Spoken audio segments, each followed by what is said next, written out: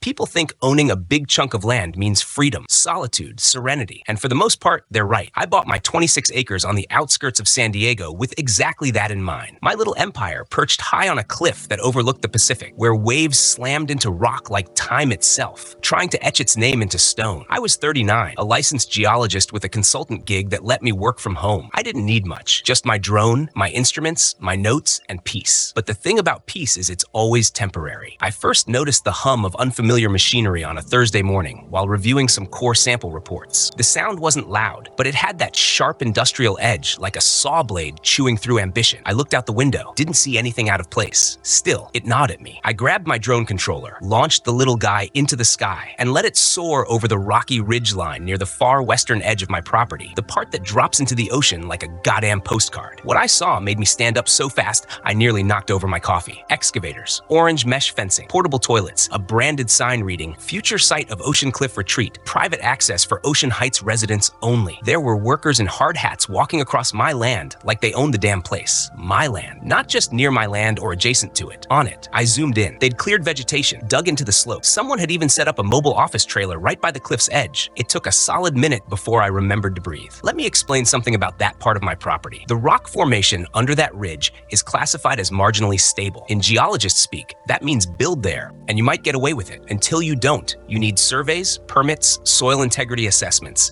signed liability waivers, layers of bureaucratic and geological clearance. It's not land you borrow for a view. It's land you respect, or it will eat you alive. I jumped into my truck and drove to the spot fast enough to spray gravel behind me. But by the time I got there, the foreman claimed he was just following the site plan. I demanded to see it. He pulled out a copy with a city permit attached, issued by a name I recognized, Alan Remy, Assistant Planning Commissioner. The document said the land was municipal edge property, managed under HOA jurisdiction. It might as well have said Martian territory. Total fiction. I told him in plain words that this was my private property. He shrugged and said, "Then take it up with the city. We're just doing our job." I didn't sleep that night. I tore through every file I had. Title deeds, geological surveys, zoning maps, historical boundaries.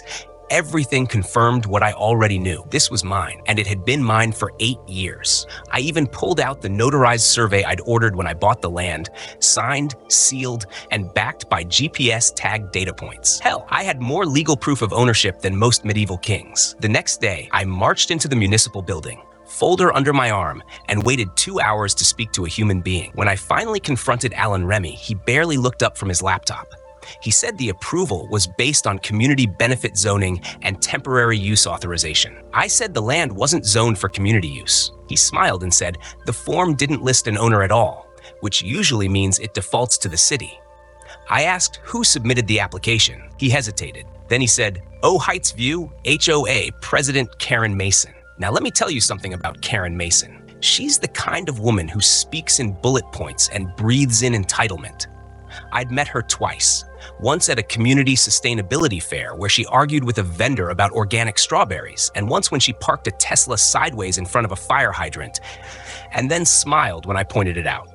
She ran Ocean Heights View like a damn suburban monarchy and believed that community harmony justified any action, legal or not. Apparently, she had decided that the top of my cliff wasn't being used and therefore belonged to everyone. By the weekend, there were construction lights on poles, portable speakers playing ambient spa music, workers laying out decking, all of it rising on my land like some HOA fever dream come true. They even fenced off a walking path complete with signage reading, "Oh, Cliff residents, only beyond this point." I stood on the edge of the zone and watched a guy with a level check the gradient of a freshly poured slab. I called out, "This is private property." He looked up, shrugged, and said, "They told us it wasn't." I stared at the fence, the path, the bluff, the portable bar station being installed not 20 feet from a known fault crack, and I realized I wasn't just dealing with arrogance.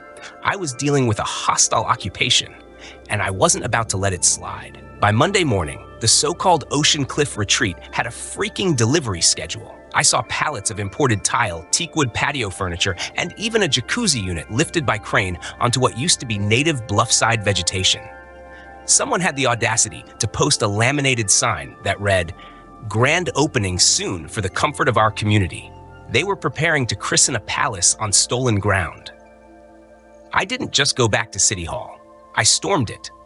This time, I brought a top-tier real estate attorney named Linda Park, someone I'd worked with once before on an environmental easement case. She walked into Alan Ray's office like a predator entering a petting zoo.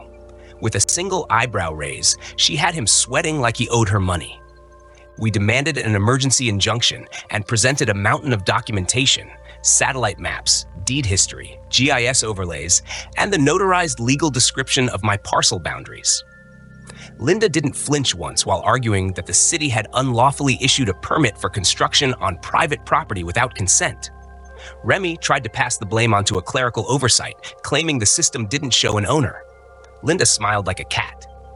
"That's funny," she said, "because my client's deed has been on file since 2017, and there's a tax record updated every fiscal year. This wasn't a glitch. This was deliberate omission."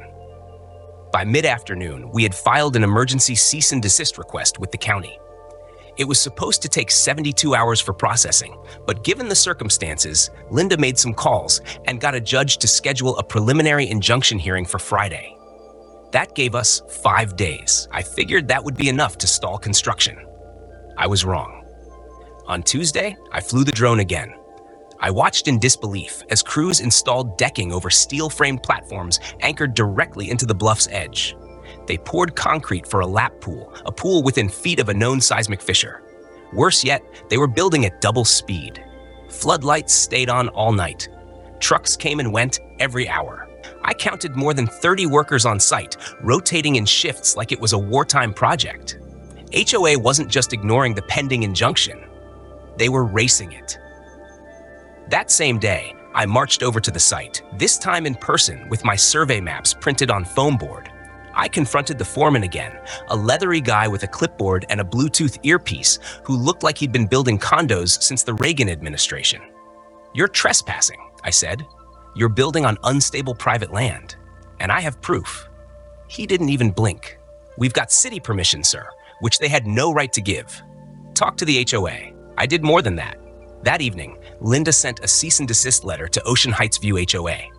We attached 15 pages of documentation and a demand for immediate work stoppage under threat of civil litigation. I expected some kind of legal posturing in return. Instead, I got a smirking phone call from Karen Mason herself. She sounded relaxed, too relaxed.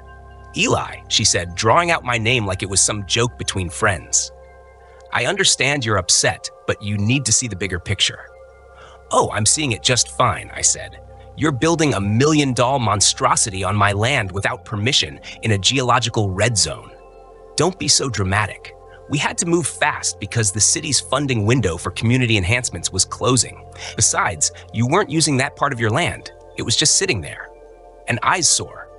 "It's not an eyesore," I growled. "It's an unstable fault line." "I told you this is a red zone," she laughed. "Oh, we'll have it stabilized. Don't worry. Our contractor said it's probably fine. And it's only a temporary structure, Eli. Think of it like a pop-up spa. Temporary structures don't come with plumbing permits and wine bars." "Oh, you noticed the wine bar?" she said sweetly. "You really should stop by once it's done."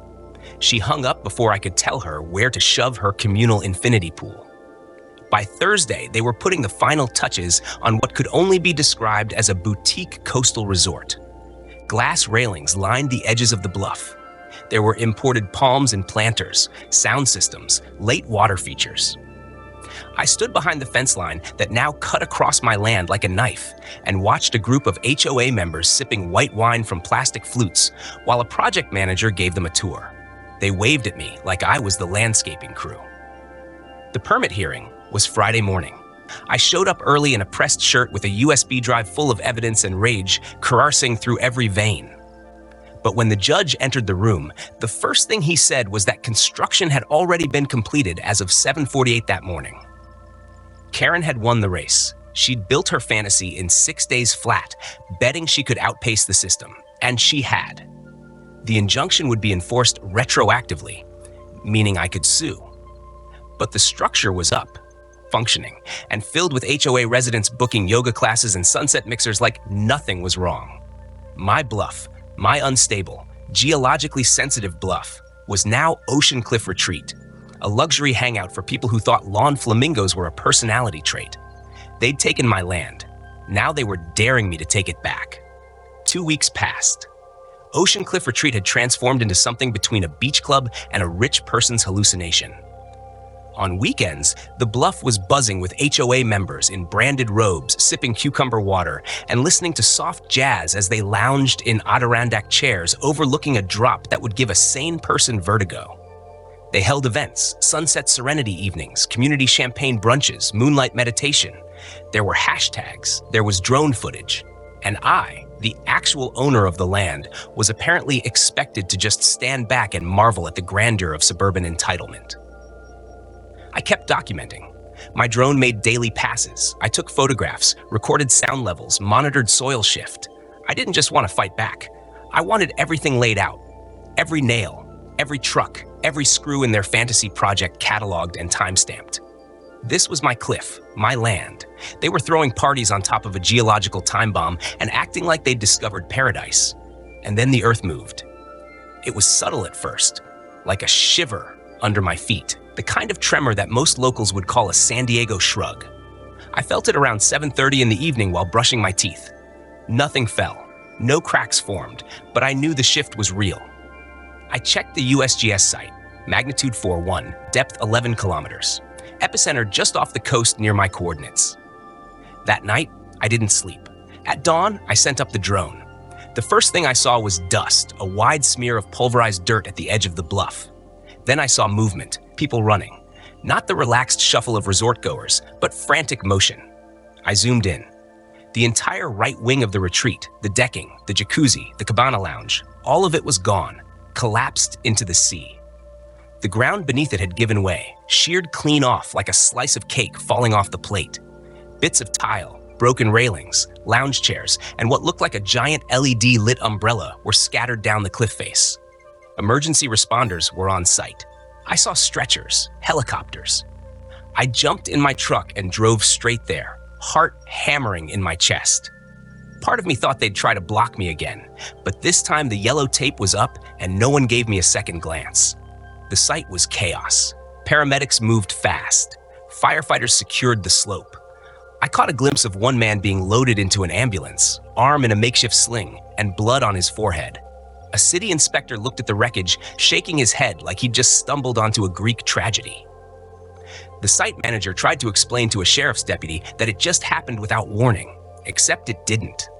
I walked up to one of the first responders and identified myself. "I own this land," I said. "I've been warning the city about the instability for weeks. This was predictable, avoidable." The guy nodded, but didn't say much. They were focused on triage. It wasn't until the evening that the news hit the airwaves. Local channels ran footage of the collapse, labeling it a sudden geological event. A few stations speculated whether the retreat had proper permits. Most avoided blame, but one outlet, Channel 7, aired an interview with Karen Mason, who was conveniently in full makeup and wrapped in a fleece that had the HOA logo embroidered on the chest. She looked into the camera with big, watery eyes. "This was a terrible accident," she said.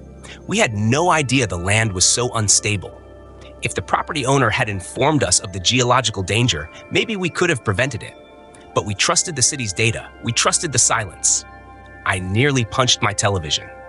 She wasn't just deflecting. She was flipping the script, blaming me. The man she'd trespassed on, stolen from, built over, and ignored every step of the way. Within 24 hours, it got worse. A knock came at my door just after lunch. A process server, polite as hell, handed me a thick envelope and said, "Sorry, man, just doing my job. It was a lawsuit." Ocean Heights View Ha versus Eli Kramer. Allegations included failure to disclose known geological instability, negligence, and malicious silence, leading to structural failure and bodily harm. They were suing me for damages. Me. They claimed I had a professional obligation as a geologist to alert the community about potential threats, even though I wasn't consulted, involved, or even informed about the construction until it was halfway finished. They said I withheld critical geological data, that I knew the land was compromised and intentionally allowed a community effort to proceed uninformed. I wasn't just the villain. They were trying to make me the architect of their collapse. For a moment, I just stood there in my kitchen, holding the envelope, trying to process the absurdity of it. It wasn't just a slap in the face. It was a dive off the same damn cliff they'd built their palace on. Then something in me snapped. I wasn't angry. Not anymore. I was done playing defense. They wanted a war. Fine, they'd get one. The first thing I did after reading that lawsuit, after the nausea passed and my pulse stopped pounding, was call Linda. She didn't answer on the first ring, which meant she was in court. By the third, she picked up with a clipped, "Talk to me." "They're suing me," I said, "for the collapse." A pause. Then Jesus Christ. Okay, breath. We're going on the offensive. She didn't ask me to calm down. She didn't tell me it'll be fine. That's why I hired her. The next 48 hours were a blur of strategy meetings, document compilation, and caffeine abuse. We weren't just going to defend ourselves, we were going to bury them. I wanted blood, but Linda wanted precision. She reminded me again and again that revenge makes bad law, but exposure makes excellent evidence. Our first move, a counter lawsuit, trespassing, illegal construction, violation of zoning and land use ordinances, destruction of ecological property, and most importantly, building in a geologically restricted zone without the owner's consent. Linda filed motions so fast, they practically smoked. By the end of the week, we had named Ocean Heights View HOA, Karen Mason personally, the general contractor, and the permitting officer at the city planning office as co-defendants. But that wasn't enough. I needed more than just a court ruling. I needed the world to see it, how far they'd gone, how deep this went. That's when I remembered Jamie Lee. Jamie had been a law professor at the University of San Diego. I'd given a guest lecture in one of her classes a few years back. Something about land rights and geological risk in real estate development. We'd kept in touch. She was sharp, sarcastic, and had a knack for turning dry statutes into compelling narratives. I sent her a message. She responded in 5 minutes. "Want to make this a student-led legal analysis case. My 3 Ls are dying for something real and juicy." I didn't hesitate. Within 3 days, I was standing in front of a whiteboard in a classroom full of law students. They looked hungry, caffeinated, and curious. Jamie handed them a stack of redacted documents, permits, boundary maps, HOA meeting notes, construction logs, even excerpts from Karen's nauseating HOA newsletters. "Your mission," she told them, "is to figure out how a luxury pool got built on a private cliff during an election year with no geological sign-off, and somehow the owner got sued when it collapsed." They went to work like wolves. One student named Sam flagged a key detail right away. The permit used to greenlight the construction had a zoning map that excluded my parcel. A different student traced that map back to a version submitted just days before construction began by a junior city clerk who had since resigned. Another found campaign contribution records linking the HOA board to a PAC that supported the very planning commissioner who'd signed the damn thing. Jamie kept pushing them further. "Don't just prove illegality," she said. "Prove motive, prove orchestration." By the end of the week, they'd created a digital evidence board that would make a federal prosecutor weep. Names, timelines, interdepth departmental emails from FOIA requests, GPS-tagged photos. One team worked on a public F-facing website that detailed the entire timeline with diagrams, legal citations, and a running blog titled Cliffhanger, How HA Greed Nearly Killed People. It went live on a Wednesday. By Thursday, it had 80,000 hits. By Friday, Karen was in full panic mode. I heard from a contact in the HOA that she'd called an emergency board meeting claiming they were under a coordinated defamation attack. She issued a statement to the press accusing me of weaponizing student labor. That quote alone made her a meme. A journalist from the San Diego Tribune picked up the story and reached out to me directly. We met at a cafe. I gave him the full rundown. The article ran under the headline, "Fault Line Politics: How a Cliffside Power Play Backfired in Ocean Heights." After that, the dominoes started falling. First came the anonymous tips, emails from city employees, some too scared to go on record, detailing how Karen had pushed aggressively for expedited processing. Then someone leaked a voice recording from an HOA board meeting where she said, "If the cliff goes, it goes. That part of the land's dead weight." Anyway, Linda nearly choked when she heard it. "This isn't just civil negligence," she said. "This is criminal intent." She knew with mounting evidence and public interest boiling, the district attorney's office opened an official inquiry into the permitting process. An internal audit was launched. Karen's name was now associated with 2 hashtags, both trending locally. Number sign Cliff Queen and number sign Karen Collapse. And the best part, the students were still digging. Sam found a grant request Karen had submitted to the city, claiming the Cliffside Retreat would be part of a public mental health revitalization zone. That line alone had gotten her project greenlit for temporary municipal funding. Except the project wasn't public. It was HOA exclusive. The gate signs even said residents only fraud on paper with dollar signs. That night, Jamie called me. "I hope you realize you just gave me material for the next 5 years of teaching." I laughed. For the first time in weeks, I actually laughed. But it wasn't over. Not yet. We had all the kindling. Now I needed a match. I thought I had seen everything. Illegal permits, fabricated maps, HOA yoga parties held on a geological fault line. But nothing could have prepared me for what came next. It wasn't the students. They were relentless, but methodical.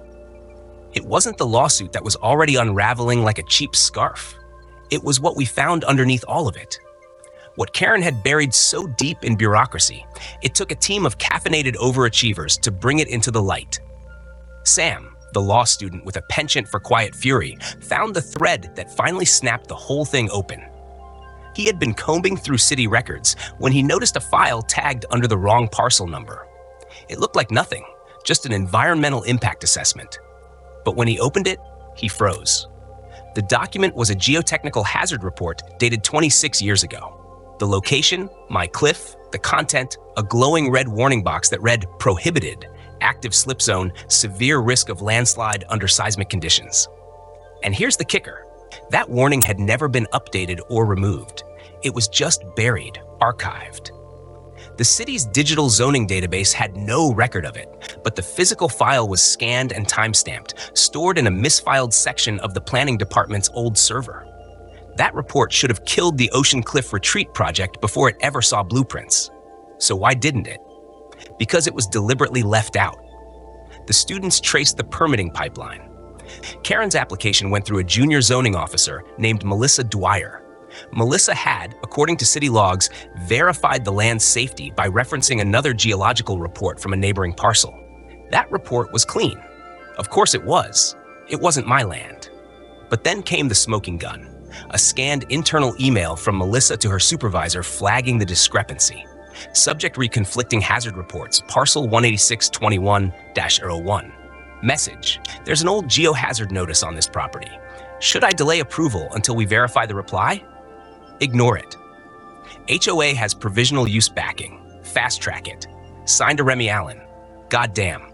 Remy, we had the email, we had the zoning fraud, we had the public deception, the misappropriated funds, and the environmental violations. Linda was practically glowing. They're done. She said, we're not just talking civil exposure. This is criminal. We go to the DA. And we did. The district attorney's office requested a formal submission. Jamie's law students bundled everything into a prosecutorial packet, annotated timelines, chain of command diagrams, comparative geodata, and even sworn statements from former HOA contractors. We drove it to the DA's office ourselves. The handoff felt ceremonial, like delivering a bomb in a manila envelope.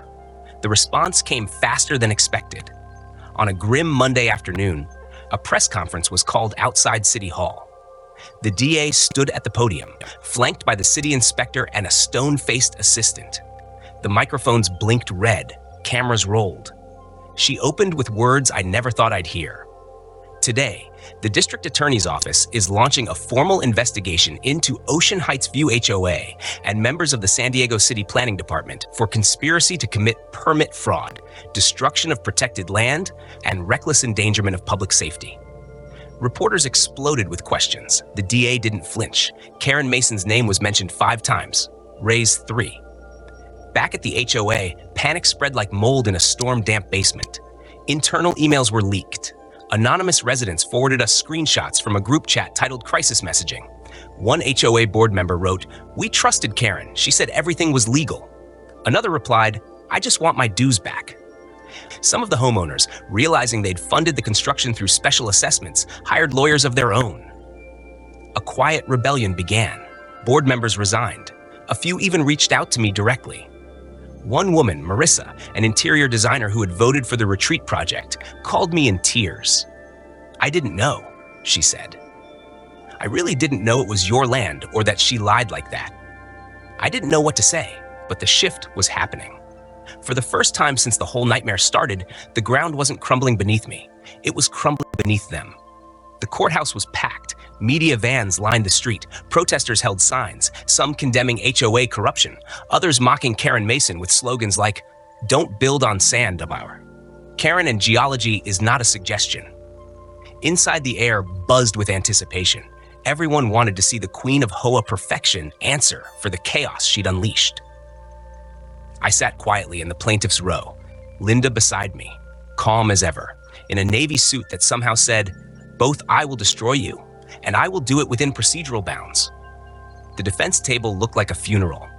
Karen sat stiffly in a beige blazer, lips pursed into what she must have thought passed for innocence. She wouldn't look at me, maybe because she knew what was coming. The trial opened with the basics: ownership documents, zoning maps, drone footage. We'd prepared for weeks. Our case was airtight. But the real damage came when the prosecutor introduced the intentionally omitted geotechnical report, the one warning against any construction on the bluff due to its status as an active slip zone. It was entered into evidence with full chain of custody. Then came the emails, the ones showing Remy's complicity in fast-tracking the permit despite the flagged hazard report. The court fell silent when the judge read aloud the line, "Ignore it. HA has provisional use backing. Fast track it." The jury looked sick. Karen's attorney tried to shift the blame. He argued that the HOA had no reason to question city approval, that Karen had acted in good faith, trusting official documents. But then the student team took the stand. Yes, the law students. The judge allowed them to present their findings as expert research under guidance from their professor. Sam, cool and composed in a second-hand suit, walked the court through a forensic breakdown of the entire fraud timeline. He ended by showing Karen's grant application for municipal funds, in which she'd falsely labeled the Ocean Cliff Retreat as a public mental health resource. That lie unlocked funding. That funding paid for construction. That construction led to injury. Karen's face turned gray. The prosecutor stood for closing argument. "Ladies and gentlemen," she said, "this is not a case of ignorance. This is a case of ego. A woman who believed she was entitled to someone else's land. A city official who valued political gain over public safety and a system that nearly let them get away with it." The verdict came back in 2 days. Karen Mason guilty on 4 felony counts, including fraud, reckless endangerment, and falsifying public documents. Remy disbarred and under separate criminal investigation. The HOA ordered to pay $850,000 in damages to me personally and $1.9 million to the victims injured in the collapse. But there was still one thing left, one piece of the puzzle that hadn't found its final shape. I walked to the podium at the final hearing and made a quiet announcement. I wasn't going to sell the bluff. I wasn't going to rebuild. I was instead placing the entire affected parcel into a permanent educational lease with the University of San Diego. It would become a living geology lab, an open-air site for research, student study, and public science outreach. The judge raised her brows. Karen's jaw clenched. Linda smiled. "Let it serve as a reminder," I said, "that we should learn from the land, not exploit it." Applause broke out in the courtroom, and for once it wasn't the kind of noise that meant destruction. A year passed. The retreat was gone. What remained was a steel sign bolted into the bedrock near where the decking used to hover. It read, "Private property, geologically active zone, no HA access. Trespassers will be prosecuted." Underneath, smaller text, "and possibly fall off a cliff. Your call." I had it custom made. Humor helps digestion, especially when the last bite you took was a lawsuit garnished with perjury and stupidity. The bluff, though scarred, was now alive in a new way. On any given day, you might see university students in bright orange vests, mapping fault lines, placing seismic sensors, or sketching the slope's gradual shift. I visited sometimes, gave impromptu lectures. They called the site the Mason Fault behind closed doors. Petty, maybe accurate. Absolutely. Karen Mason was serving her sentence in state prison. 14 years. No early parole. Someone told me she tried to start a book club in the women's block, but no one liked her book picks. I gave one last interview before I stepped away from the spotlight. A quiet spot near the edge of the bluff, with the ocean rumbling below. The journalist asked me what I'd learned from all this. I thought about it. The noise, the arrogance, the lies, The fact that someone could look at land they didn't own, build on it illegally, and then blame me when it collapsed. I said they wanted a view, but they didn't want to understand what held it up. They built on silence, and the land answered. He nodded, scribbled something, then asked what I would have done differently. Nothing, I replied, except maybe I'd have put the sign up sooner. Later that evening, as the sun dipped low and the cliff caught fire in gold, a group of students placed a small plaque near the site of the collapse. I hadn't asked them to. It read, "Here fell the vanity of shortcuts. Here rose the science of listening. The wind picked up. I smiled. The earth doesn't forget. And neither do I." Subscribe for more HOA stories in English, real experiences, drama, and lessons from HOA life.